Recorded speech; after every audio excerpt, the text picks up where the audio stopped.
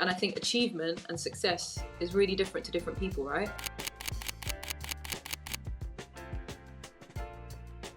There's better people getting into the women's game, better people trying to invest in the game. There's a lag, unfortunately, but I do believe it will catch up.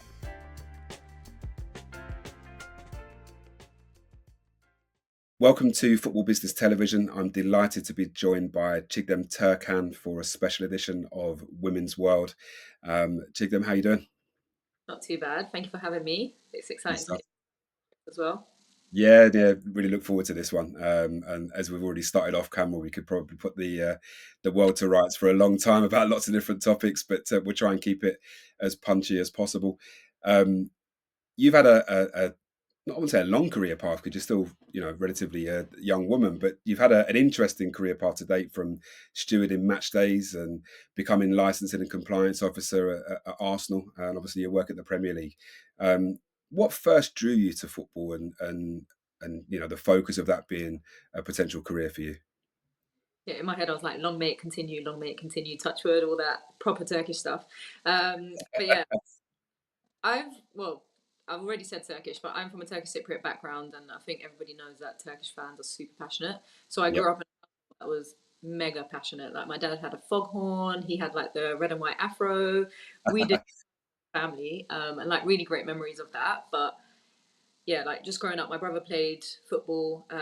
We used to go down as a family. It always felt super cool, like real buzz around it.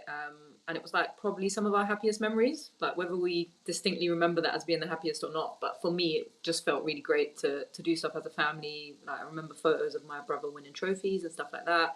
And then my like first taste of being involved in any kind of football club was grassroots team, my brother's team, and my brother and my dad really made an effort to make sure that I was part of the committee. Like, they wanted me to be a part of it because they knew I was always there, and they knew I had an interest in studying sports science, which I eventually did. So I'd say it was probably like that influence of my family, my dad and my brother in particular, but really like that Turkish Cypriot community. I mean, I don't know why you wouldn't fall in love with football. And then obviously for me, really grateful that I had a family, and in particular a dad that really pushed me to believe that I could have a career in it. He had Sunday league teams, so he showed us that you could be involved in football whilst you had your normal day-to-day business or your day-to-day job as well. And then I tried to really stretch it a little bit further and build a career and a life out of football, and I'm glad that I've been able to do that.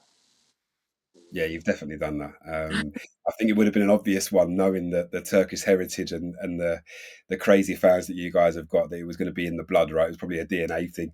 You might have answered my next question, really. I know your dad is a huge influence, not just in football, but in everyday life, and we know each other away from the game as well.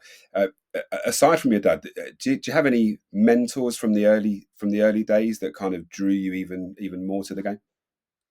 Yeah, so I saw that there was a gist of this in the questions, and I was like, as much as some people have been really supportive, I've actually learned a lot from people that I wouldn't want to be like. I wouldn't want to be remembered like them. I wouldn't want to be approached like them.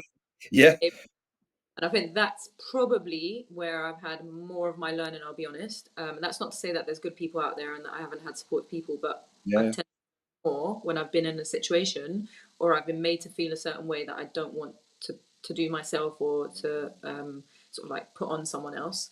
But in terms of like specific people, I have to give a shout out to Joe Lyons, who came in whilst I was at West Ham United's foundation. He came in as a new CEO and he completely changed the way the business was run. yeah. But I really learned some important stuff from him, where he was kind of like, never be that attached to any job. Like, if something better comes up, we want you to be able to move on. Like, you're given too much almost. And then he'd give you those little gems like, gripes go up, never talk to anyone like same level or below you about stuff that you want to improve. Always speak to people above you, otherwise it gets into that kind of gossipy territory.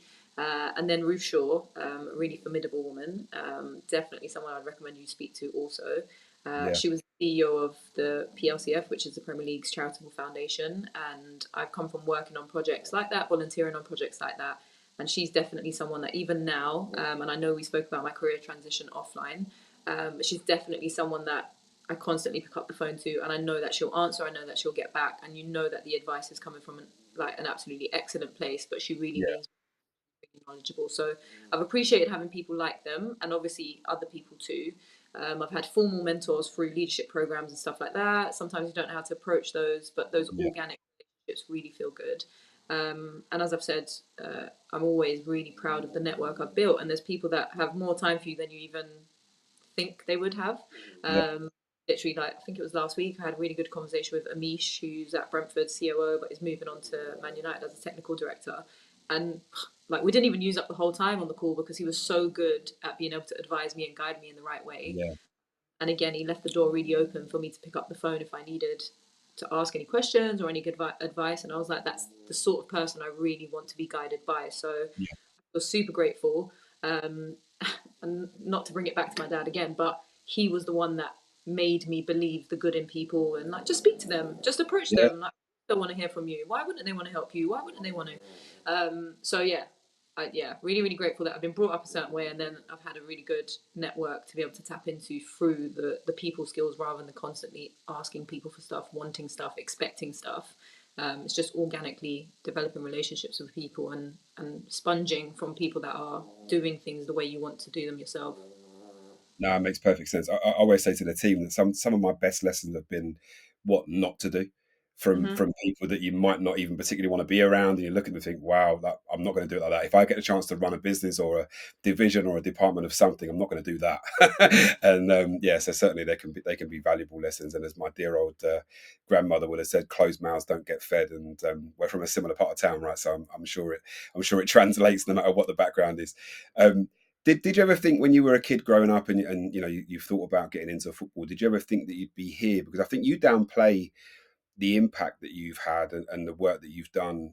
And again, that's I think it's a character trait from where we come from. That part of London where you're kind of taught not to be showy, not to be too braggadocious or whatever. But I think you play it down really well, and you've achieved an incredible amount for someone of your age. And did you ever look back and think, yeah, this is kind of where I wanted to be, or do you think I didn't think I'd get here? I appreciate that. Firstly, and braggadocious was it? I'm gonna definitely use that. Braggadocious. Braggadocious. My 17-year-old daughter's going to kill me for that. By the way, I don't even know how it came out. Braggadocious. Yeah, appreciate that. And I don't know. I mean, as I said, I've always come from a setup where we've been really grateful to be where we are. That's one thing. And I think when you come from a certain background and a certain story, and Turkish Cypriot people in particular, have come from that story, particularly like coming and being based in London. Um, that's not easy for our families to do. My mum grew up during the complexities of North Cyprus, and that's Yeah, not stuff I take for granted. It's not stuff that I live thinking about all the time, but subconsciously, that's something that drives you on, right? So yeah, you never, as I said again, like my dad never really set these glass ceilings for us. He was the one that told us to think beyond those ceilings all the time. And even like I remember family dinners when we'd come home like moaning about work or something that someone did at work, and he'd say, "Have you ever heard me complain about these things?" No, because I worked for myself. And we're like maybe one day when I own a club, Dad, yes, yeah, I will be someone that sets the culture and all of this. But yeah, it was great to be brought up. And I say this a lot when I speak to people in the local area. And I know you've mentioned area. I'm from Tottenham, North London, and there tends to be some sort of like shock and surprise that you're from an area like this. And I've never seen that as a barrier. I've always looked around me and I've seen people achieve. And I think achievement and success is really different to different people, right? mm, So my age, which I don't think is as young as it looks sometimes, but I don't necessarily have the family set up that maybe some people my age have. But mm, that's a success for them. That was a thing that they were driven to build and develop, whereas I was more driven to build and develop my career. And obviously, losing my dad during the pandemic really changed the way I then set myself up for my career because that was something that was like an outlet. It was mm, also something I wanted to continue because it was almost like his legacy and something that he was kind of like carrying on through the work that me and my brother do now with our grassroots team, etc. So, yeah, I think success can be seen in different ways. I'm just really super grateful that I wasn't brought up in an environment or I didn't have these pressures around me that made me believe success was something different to what I'm now experiencing, which isn't a straight path, isn't no, always glamorous, isn't always fun and games. It can be difficult, it can be slow sometimes, it can be high paced sometimes. And sometimes you need a bit of luck. And I don't know if I've struck the luck sometimes or if it really does come down to the fact that I've been so hungry and driven for it. And I've been taught to believe in myself, which has been great. And I've always had people around me that have believed in me. But yeah, I mean, yeah, I just don't like to see ceilings. But that also comes with the fact that I probably had a slightly different career trajectory to people that I worked with in my most recent role. And the age profile was very different. So then my drive to do things differently and do more and get more was very different. And I still have really good relationships with a lot of the auditors that I worked with, but we were just on slightly different parts of our career trajectories. The role wasn't going to do much more for me, whereas for them, they'd done so much in the game that it was a great role for them to be more engaged with their families and not be out in football on the weekend, which I still don't understand. Yeah. So then I always find extra ways to find ways to engage in football on the weekend. That's where like I've kept the Arsenal role. I've done the grassroots team. I do some other stuff with county FAs and the FA, etc. I just build ways to engage myself more, where I feel like I've maybe taken a few steps slightly quicker than I would have expected, maybe. But yeah, if you were to ask me what I want to do in the next 5 years, I probably couldn't answer it. And I think sometimes that can be a healthy mindset, not to set those boundaries on yourself, those expectations, and really just go with the flow and try and max out your potential, which is what I always try to do. Yeah, makes sense. Kind of short. I'm a short term goal planner with a long term result effect, I think. And I think that's again, I think that's the way I doesn't work for everybody. Some people like that 5 year plan stuff, but I think it's easy to get wobbled from that. And if it's difficult, if you've got just a rigid plan and you wobble, and there will be wobbles, right? And you wobble and you think, oh, how do I react to that? And I've got to start again. Well, you don't do it really. You just Mm-mm. keep going. Um, Away from not away from football into the women's game. I know you've worked across all the different areas in football, male and female. It's been an incredible few years, I think, for the women's game in terms of the growth and the impact. And Cecilia Lagos, who I interviewed the other day, talked about the visibility of women's football, which has been incredible to see. And we know there's a long way to go. What do you think? If there was one thing that's driving the growth in the women's game right now that you could put your finger on, what do you think that might be? Well, I think the women's game, particularly if we're talking about like England and Britain, etc., I think the women's game has done their talking on the pitch. So they've brought a lot of success to the country, Yeah, to the nation. North London, Arsenal, Women Champions League, etc. So I think a lot of that really helps with this growth and this visibility and almost that momentum of energy, right? yeah, But also for years, it's something that everyone's known needs to have more legs and needs to have more energy and momentum behind it. So I think it's almost like, unfortunately, it's having to catch up on all of the restrictions and delays and things that have been placed on it in the past. yeah, Uh, but again, one of the things that is really strong in the women's game, and I'm not saying that it's not in the men's game, but we talk a lot more about the people on the pitch, the yeah. individual personalities, what their impact is, what they bring, um, which we don't always give that much credit to the men's game. And I think that there are really amazing people on the pitch in the men's game as well, but people tend to talk about price tags and things like that more than Very what true. they do and what they live by, etc. It's easier to make a headline in a negative way in the men's game, unfortunately, whereas the women's game has an opportunity to really use football in the ways that you and I all believe that football should be used in, the positive ways, and how we Yeah, bring people together and what the impact can be away from the pitch itself. But as I said, I think probably not enough, but I do think the success on the pitch for England women, Arsenal women, etc. I think that's really having a big impact. Probably yeah, should be having more of an impact, can't lie.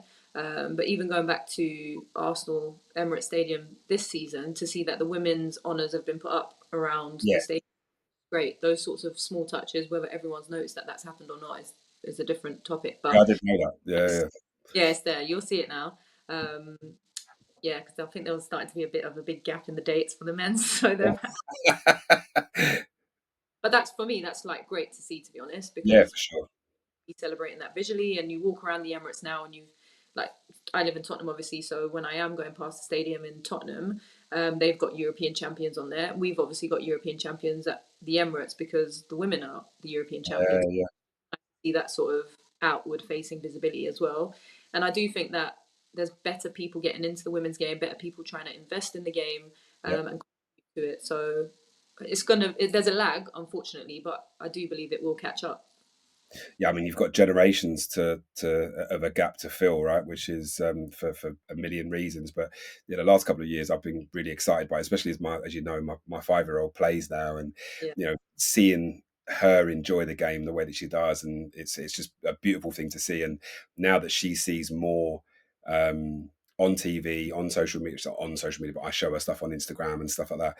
And actually, when I went to see the PFA a few weeks ago for a meeting, they gave me to give to her 2 sticker books, and I didn't know in my ignorance that they produced a female sticker book as well, and I was buzzing for her. And when I got it home, she was like, "There are girls as well," and I was like, "Yeah, there are," So it's definitely come a long way, and it's really good to see. But what do you think still needs to happen though to continue that kind of upward trajectory and sustain or even maybe accelerate the progress? Is there anything that you would like to see done from a governance or infrastructure or even culturally on the women's side of the game to help sustain that growth? Unfortunately, where we talk about the lag, there's probably a lag in terms of infrastructure and resource behind it. And I know some of that comes down to like the monetary value behind resource, etc. But yeah, I think the setup isn't as well developed. But again, really good people working on it. That's not, Mm. I'm not disputing that. Um, just before I left PJAC, actually, in the last season that I was there, there was the women's audit process was started. Um, so that was like, you can see that there's developments, and people want to get involved and support the women's side. And I worked really heavily on the start of that women's audit process. I led it for a season. It was obviously very different for me because my core role was with the men's side, and it caused like a bit of conflict. But even that, when I stepped back, uh, I'm like, I had a full time job in the men's side, but I was being used essentially for extra resource around the women's game. It should have had Yeah, its own start if we had really like believed in it as much as we probably should have. But again, like, I know that goes down to budgets. That's just one example of where I've specifically been an example myself to say arguably should have been a real set resource. I took it on for my development and because I wanted to have some impact on the women's game. So it was good for me development wise. But when you step back, was that the best thing for the program at the time?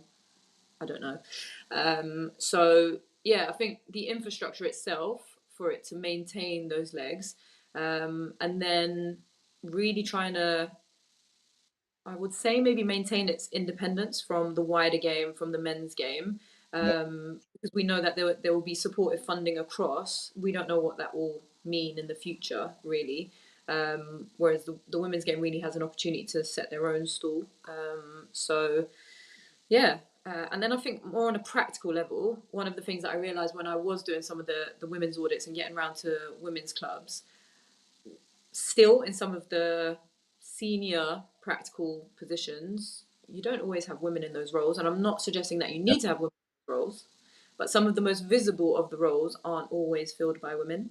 So really, I'd quite like to see a little bit more of that skills development, qualifications for women, even leadership and empowerment to say you yeah. can space and you can be part of the change and part of the lead rather than sometimes unfortunately falling into the trap of saying do we need someone that's super established already, and what is more established at the minute, probably the men's game. So yeah, it's just getting that balance right so that you don't dilute the women's game too much as you keep growing it. So I'm excited to see where it can go. Yeah, I think you're right. I think commercially, as much as it's part of the same sport, I think to achieve its potential, it's going to have to take its own path. Commercially, there are different sponsors, different investors, different groups of people that you can reach out to. I mean, one of the biggest things about the women's game for me is when you go to a women's game and I can take my daughters with me, I can take my family with me without feeling a little bit unsafe. My missus won't let me take my kids to a football match in the men's game because of some of the underlying things that are still part of that, almost terrace culture, even though everyone sits down now. In the women's game, you just don't see that. It doesn't feel like that. It feels like a really nice family thing.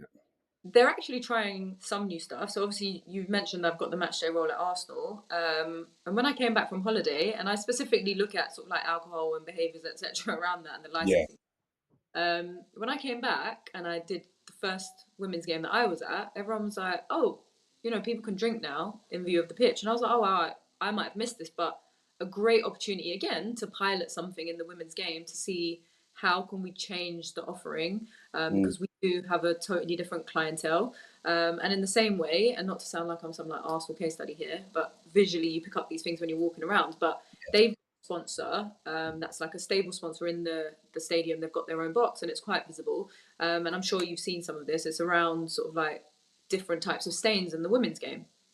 And it's like a lot of people have found that super uncomfortable in the stadium. And I've had conversations with people where it's like, yeah, inappropriate. And I'm like, yeah, but it's normal. yeah, It's we need to normalize making people feel uncomfortable with stuff that they've been so used to just blocking out and blinkering. yeah, And I think we're starting to see that, which is good because we're starting to see kind of like a impact symbiotic commercial yeah. relationship, and just doing it because I've got money and I'm going to put it behind and see if it, I have a return on that investment. So, yeah, I think that's really exciting. Yeah, no, I agree, and it's difficult because as you know, I'm not an Arsenal fan, but it's difficult to ignore. I think they were kind of trailblazers for the women's game a long time ago. I mean, I remember when I was a kid, and it seems like a long time ago now, but I remember Marianne Spacey being like the poster player for Arsenal at the time, and she was an incredible player, by the way. But I remember Arsenal. I think they were the first team to pay players a professional wage, where a portion of the men's wage was given to the women's team. And I remember those stories from when I was a kid. How important a role does a club like Arsenal play, do you think, in the next stage of the development? Because I think they are probably front runners. You said about the honours going up alongside the men's, and that's a great thing to see. But how important is their role and clubs like theirs actually going forward? Well, like a club like that is obviously a global brand in itself. So for them to be able to use their space in the right ways is obviously exactly what we require from people. Yeah. And when people start to do things themselves, whether it is or isn't, it comes across more authentic and Mhm. organic. Again, exactly what we need in the women's game. Um, and unfortunately, one of the things that we all have to accept is that sometimes someone has to do it first for everyone else to feel that Yeah. it's doable or the right thing and the should happen thing. So for clubs to be able to step into that space and lead the change that they want to see, I think that's really important. I think that's important as people. I try to behave like that on a day to day. What change do I want to see, and how do I try and embody that myself?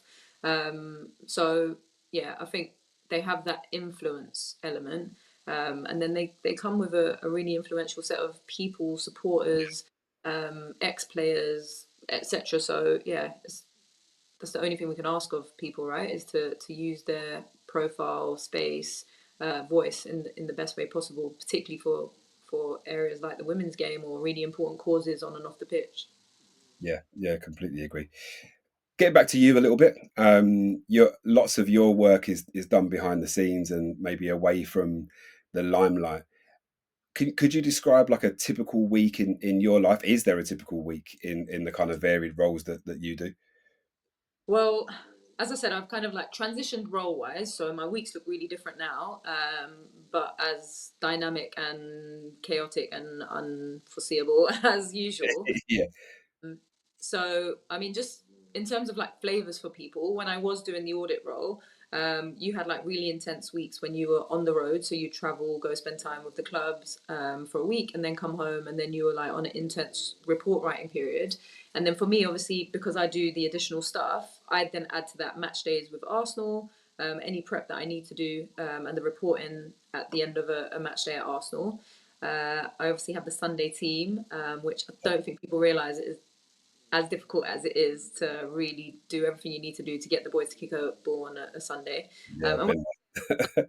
most people think I play. I don't play, but I almost play through the boys. Yeah, That's how I really am passionate about it, and I really care for the boys that are, taking their time out to play and represent us and represent our dad.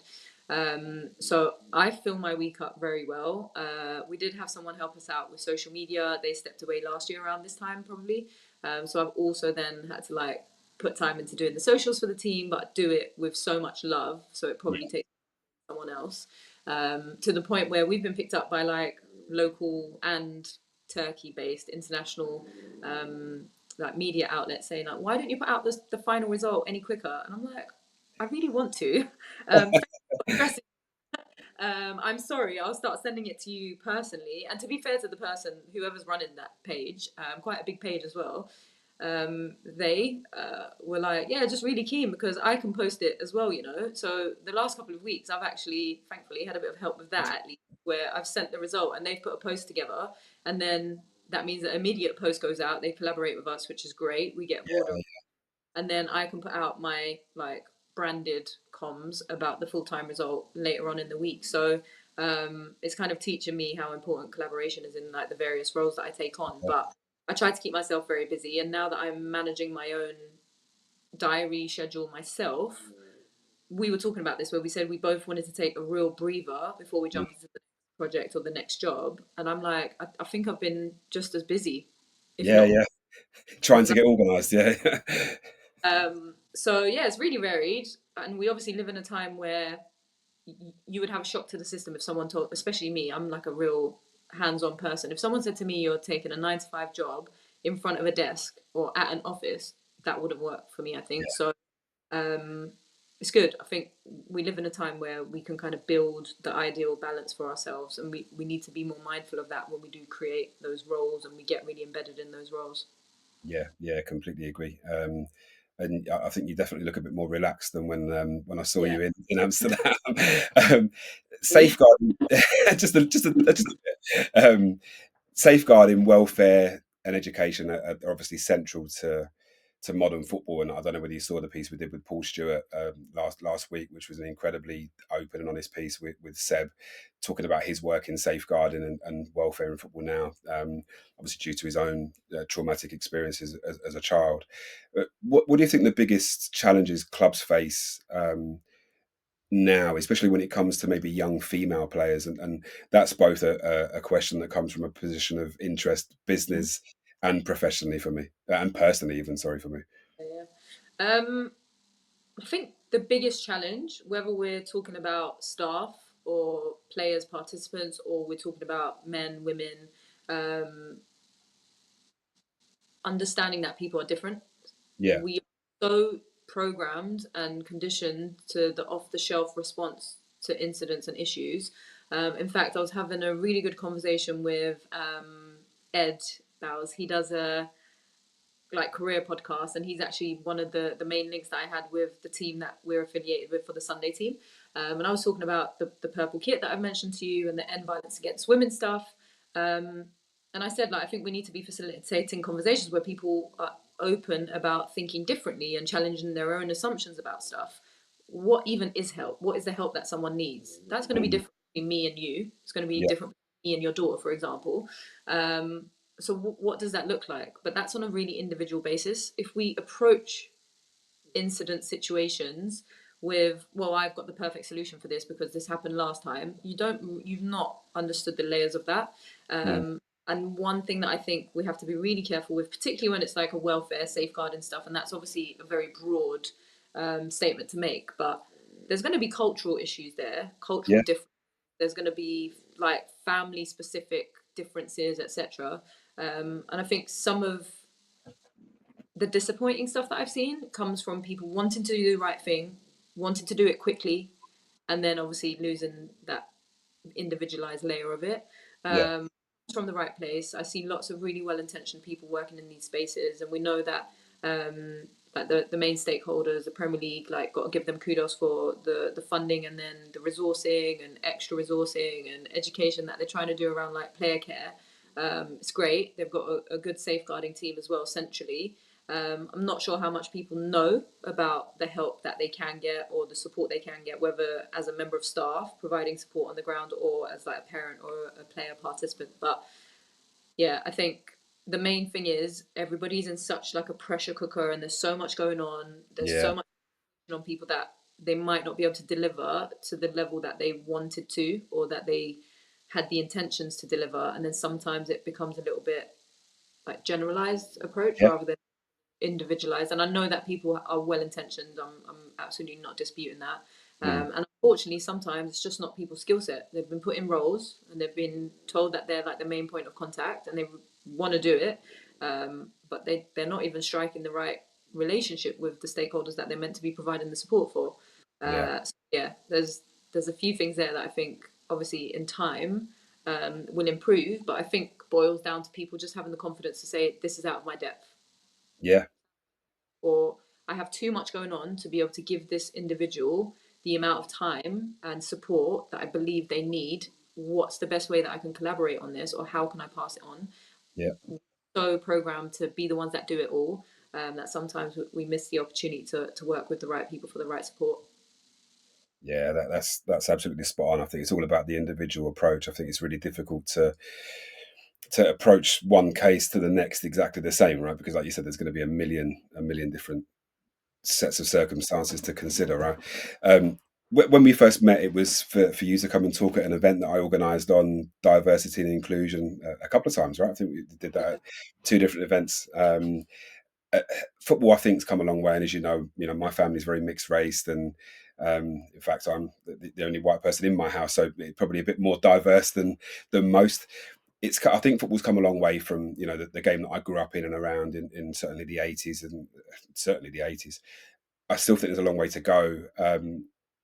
What do you think needs to happen next in terms of kind of, I wouldn't say phase two, or even attempt to put a number on it, but in terms of the next steps for uh, equality from a female perspective in terms of roles within the game, both in the male and female side of the sport. But what do you think needs to happen to provide more opportunities there? Um, so I've had like, again, I come down to like individual differences, right? I've probably had a Yeah. very different experience to another woman in the game, for various reasons, and I always find it interesting that depending on what conversation you're having, and I'm not saying that you've labelled me, by the way, but depending on where you are, what forum you're in, or what conversation you're having, people tend to label you differently. So Yeah. sometimes people ask you about your experience as a woman. Sometimes people ask you as you're relatively younger, or you're relatively ethnic compared to everyone else. Are you claiming you tick all three boxes there now?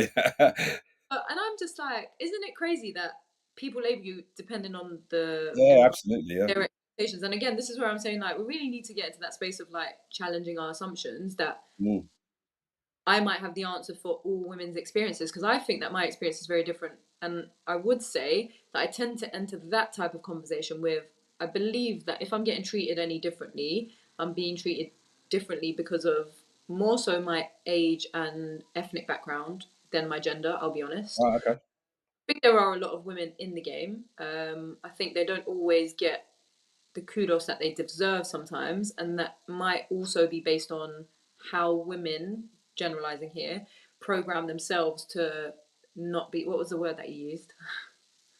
Damn. I forgot your word. That your daughter will be disappointed with, but we're not Oh, programmed. braggadocious. Um, I believe that there are women out there that I see doing these amazing stuff, and they're just not Mm. braggadocious enough. And I'm like, Yeah, yeah, need to own their space, and by owning their space they're going to start demanding the respect and demanding the attention and the yeah. ears that eyes that see, and then the decision making networks that start to have that impact as well. Yeah.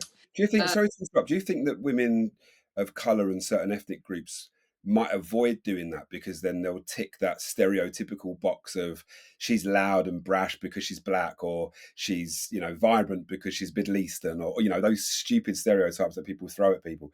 I mean, because I know that my partner is the complete opposite to any stereotypical Jamaican heritage London person, right? But I think I know people that actually stand back from being their own personality because they're worried about being labelled as that aggressive person or that loud person or whatever. Firstly, a shout out to Jamaicans, because I have my closest friends, my best friends are all Jamaicans. So Yeah, shout yeah, out. me too. And obviously, like, we're speaking at a time, I don't know when you guys broadcast this, but we're speaking at a time that's really difficult for the island. And Yeah, actually, cool. speaking of my team this weekend, we're going to be doing some activation and trying to make sure that we drop off the charity points. But I mean, I can't disagree with that, because I know that, because I can't speak for black women, I can't speak for black men, I can't speak for Asian people. But from my perspective, I know that there's certain environments that I shrink my personality, Yeah, and then I'm disappointed in myself when I do that, because I think the best of me comes out when I'm fully me, yeah, and that's environments that I want to be in. And in fact, I was at a leaders like think tank, Be the Lead. I think it's meant to be around like diversity and pushing stuff, and obviously they do some great work as well. But I was sat next to someone, and I said a few things that are pretty natural for me to say, because I just say them and I say things as it is. Yeah. And he looked at me and he smiled, and he was like the director of a slightly high up sports organization.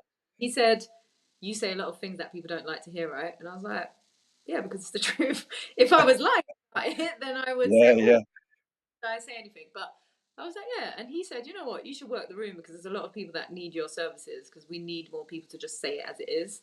yeah. Um, because I challenged the point that someone made around like football and the pitch being diverse, and I was like, "No, it's not.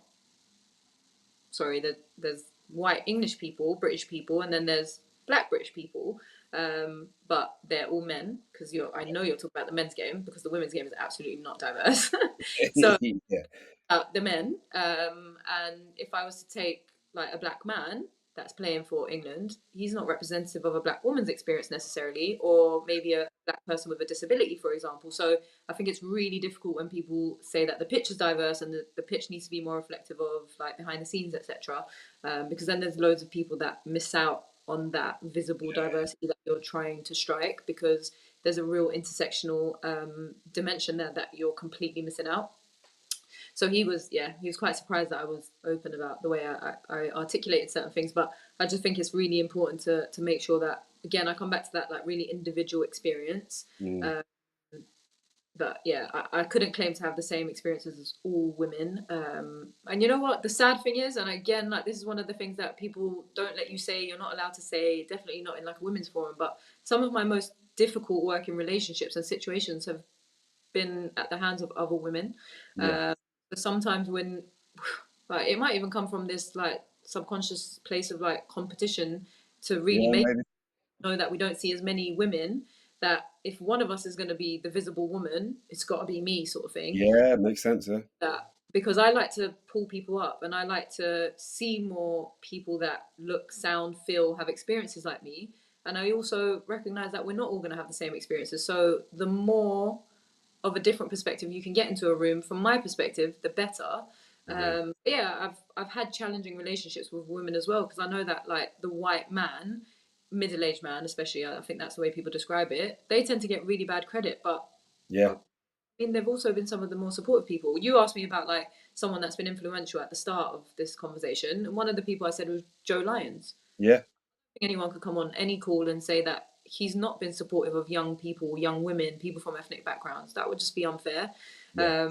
So yeah, just yeah, labeling really gets to me. I don't like putting people in boxes. It's one of the reasons I put off doing this for so long. Obviously, my accent doesn't fit a particular broadcaster. It's a mishmash of East London Irish, Caribbean, and I went to school near Brixton, so it was very, very different.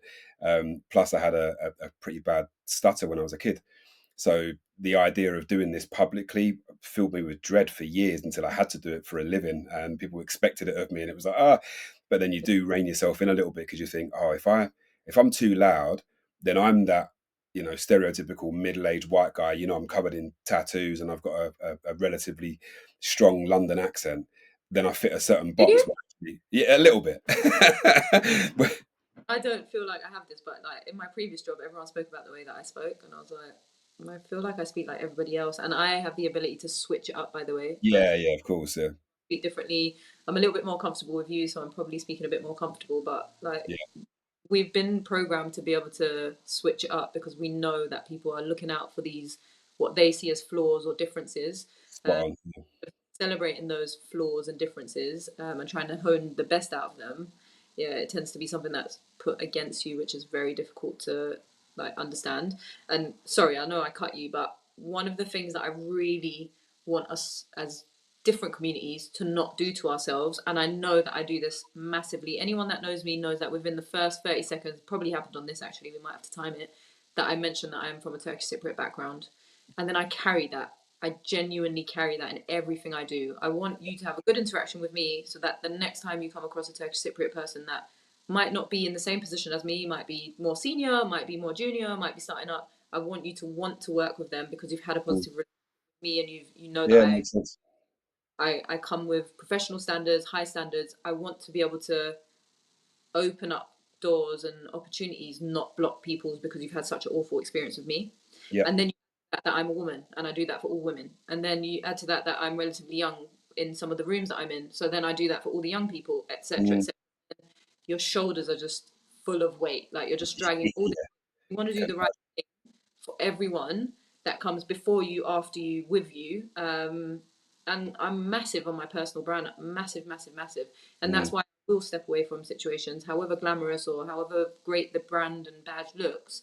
I will step away from situations that I think aren't benefiting me anymore or have the potential to damage um, my reputation or the standard that I believe I can produce. If that's not being produced across the board with the team that I work with, oof, I am differentiating myself as much as I can, yeah, because my brand, as someone that has that intersectional experience, my brand is more important than someone else's that might fit in much absolutely. easier. And subconsciously, I know it happens overtly as well, but I try to tell myself that subconsciously, maybe that's why it happened. It's not, they Mm, didn't mean to use that against me or to use that in favor of someone else, but subconsciously, if someone just looks more the part because of what we've put together as a cultural construct of what's right in the game, yeah, I make sure that me and my personal brand is as protected as possible, because at the end of it, and you know it now, you're doing your own thing now. It's what you have brought to yeah. the table the most, because that's all you have to walk away with. 100%. I think one of my big things this year was relationships that I spent a long time building through what I think is my own credibility, and I think we've got to know each other quite well. I'm pretty open and honest, and I'm quite outspoken, similar to you. And whether again, it's not culture. I'm not Turkish or Cypriot. We're from a similar part of London, but just similar in the way that we approach those sort of things. And I was always conscious of the behaviour of other people affecting relationships that I'd built up, and then damaging my brand in turn, as well. So completely aware of that, and very conscious of that going forward for sure. Um, Lastly, on a conscious, it's Friday. Our normal Fridays are recording. I know you've probably got a game to look forward to this weekend, which I look forward to seeing you posting the result of, in your match day jacket. Um, what continues to motivate you? I know you've got you mentioned your dad all the way through this interview, and I absolutely love that. As a family person, I think it's incredible, and I'm certain that his legacy is part of your driving factor, which I think is great. And I really, really hope that my kids continue something like that for me. The Patrick McCreanor Cup sounds incredible, I think. What I'll get, aside from that though, what motivates you every day to continue to work in football? Because you've had challenges, you see challenges in your role constantly, I would imagine almost daily. What's the motivation, and what legacy do you want to leave behind in the game? I again will have to mention my dad, but obviously he was the one that made me believe in the first place. And then, as I said, and probably not the healthiest thing about me, but I don't think I grieved in the way that I might have expected to, or people would have expected me to. Again, if we're like adding cultural construct of what grieving looks like, Yeah, I just put myself completely into need to make him proud, need to continue the stuff that I started with him. And in a sense, that just became a really positive outlet where people have said, like, have you had therapy? Have you had this? Have you had that? I've kind of created avenues of therapy that's worked for me, yeah, yeah, knowing that I say his name every day, see his face because of the branding of the business that me and my brother have, but then the branding of the team, etc. All these are things that aren't at the forefront. I'm not having to make an effort to say or do those things to feel really close to him. It's just stuff that I've embedded into my life, and I love that. And what I really love is that I've through the work that I've done and continue to do, and will hopefully like do even more of. I've introduced more and more people to what I believe is a really healthy family dynamic from how I've seen it. And I've done that purely through football. And I love that. And that's like a standalone. And then purely, I'm like from a pure like profession and career point of view, I think I'm quite a driven person. And we don't like to use the word resilient, especially when we're talking about women, people of color, etc. Because again, like we get labeled with it so much that you're like, yeah, yeah. side when I'm being resilient You're or so not. resilient from being so downtrodden. Well done, you. Yeah, Um, I do believe that the experiences I've had, as much as they're not always pleasant, they've all contributed to me in some way. And that's why, yeah, even when people that have benefited me and mentors and stuff, I always have to remember the people that have given me the tools to know that I don't want to behave like they have. mm, Uh, so I've tried to create almost feels quite protective, a protective mindset of every experience has something I can learn from. And because I'm constantly learning, I'm constantly wanting to apply. And then I don't have a ceiling. As I said, I've not been brought up to know a ceiling above me.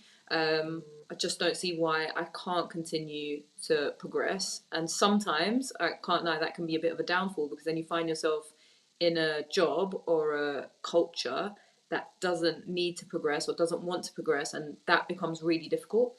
Yeah. So pros and cons to having that mindset and really having that drive and wanting to grow and wanting to do more.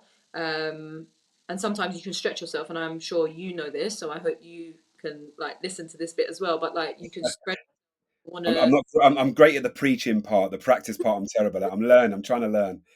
same, I guess. Like I don't think I'm always acting in the way that I would recommend someone else does, but Mhm. I think I know myself, my body, my mind well enough to know when I'm doing too much, when Yeah. I've not done enough. And I think that's when I'm the most harsh on myself, is when I've not done enough. So I sometimes need to rebalance that. I know I need to work on that. When I've done more than enough and I'm doing too much, do I give myself as much of a hard time about that? Probably not. I give myself a hard time when I feel I haven't done enough. Yeah. But yeah, when you build the relationships that you have, I have, the team is really special to me. I do that with my brother. My family are really supportive of it. We've got an amazing, I was going to say beautiful because it feels so like human to me, but we've Yeah. got a great relationship with the team in Turkey, Samsun Spor. The family that run the team have been amazing for me. And without knowing it, I built a project that people are in awe of. I am still in awe of it, but people on the outside are like, can't believe you've built this project with the team in Turkey, can't believe you represent them. People are taking me into a community. I'm not even from Turkey, I'm from Cyprus. I'm definitely not from Samsun. But Yeah. oh my God, she's from Samsun, she's representing us, she's part of us. You get brought into communities that you didn't know you needed. Yeah. Um, and like another shout out to Zayjan. She's the person at the club in Turkey who's been the powerhouse behind those purple kits that have given me so much purpose over the last few years. She's actually become a really good friend, and probably didn't realize I needed that friendship as well. I needed a Mm. friendship that was like a proper pure girly friendship that I have with other people, but not in that way. Yeah. But she's someone that gets me out of my shell. She gets me like moving and shaking. We get to talk to each other about football and what they're doing at the club, what I'm doing personally. I stopped posting on LinkedIn, and like she's literally on me. Like, where's your two LinkedIn posts? And I Yeah. needed, Yeah. I've gone quiet as well. Yeah. yeah. So like that's just an example of where what I've done has impacted me on a personal note during a really difficult time, and ongoing difficult times. I'm not just referencing losing my dad, but you then have to live without that person. I Yeah. think it was before the call I actually said to you like I'm struggling with my mum and the concept of a full-time job versus like not Yeah. full-time job but really purposeful work. Um, and I actually said, this is when I needed my dad the most, because he would be the one saying like, go do it, you can do it, you've got Yeah. this. Yeah. How about this? How about that? So people play different roles in our lives, and through the work that I've done, I've actually built really meaningful relationships that I probably didn't know I even needed. So super grateful for the people around me. Super grateful for everyone that's bought in to what I do. I was going to say on and off the pitch there, um, but like around my full time work versus like some of the more purpose stuff. Yeah, I'm really grateful. I enjoy what I do. I enjoy the people I meet. I enjoy the reactions I get from people. And I'm not really like an external validation person, but when you see the impact you can have on other people, Yeah. it's great. Like I just love all the communities that I've been building and working on over the last few years. Um, and I probably like just listening to some of what you said to me before the call and on the call. Probably need to sometimes take a step back, you as well, and really give ourselves credit for the work we have done and the Mm. battles we've fought. Um, my colleagues now describe me, or my ex-colleagues describe me as like she died on her cross. I don't want to claim to be very religious here, but they say she died on her cross, and I get it, and I appreciate that. Yeah. I want to be known for standing up for what I thought was important, flexing and bending where it's appropriate to do so, um, but to make sure that the path that is created with me and beyond me is one that other people don't have to always put up with the stuff that I've put up with, because they might not have that resilience that I have. And I don't know how it would impact certain people to go through some of the stuff that I've been through through working in the game. Again, not talking about my dad. I think everyone will experience something like that. But the stuff I've been through working in the game, I'm not sure if everyone would cope with it the way that I've managed to, and I'm super grateful that I have. Um, so yeah, I want to make sure that what I do has a meaning for me, my family, but the wider communities that I'm engaged in and that support me.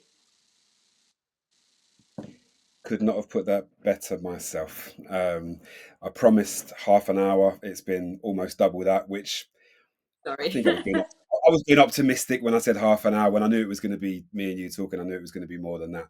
I lied to our production team because otherwise they'd tell me off. But this has been awesome. I really appreciate you taking the time to film Women's World with us. Hopefully, we'll do some more. I'd love to come up and catch a game and watch the boys on a weekend, and we'll bring the social team with us and stuff, and do some content with you there. That would be awesome. And obviously I'm the totally the different pep. on a match day. Sorry. I just totally different on a match day. I just need you to know that. Oh, that's all right. Yeah, I didn't doubt that for a second. I'm in London when I'm pitch side. Yeah, helmet and everything. Yeah, I fully see that. Shin pads, everything. But no, it's been an absolute pleasure, and I've really enjoyed this, and hopefully we'll get a chance to do it again too. Awesome. Appreciate it. Thanks, Mac. No worries.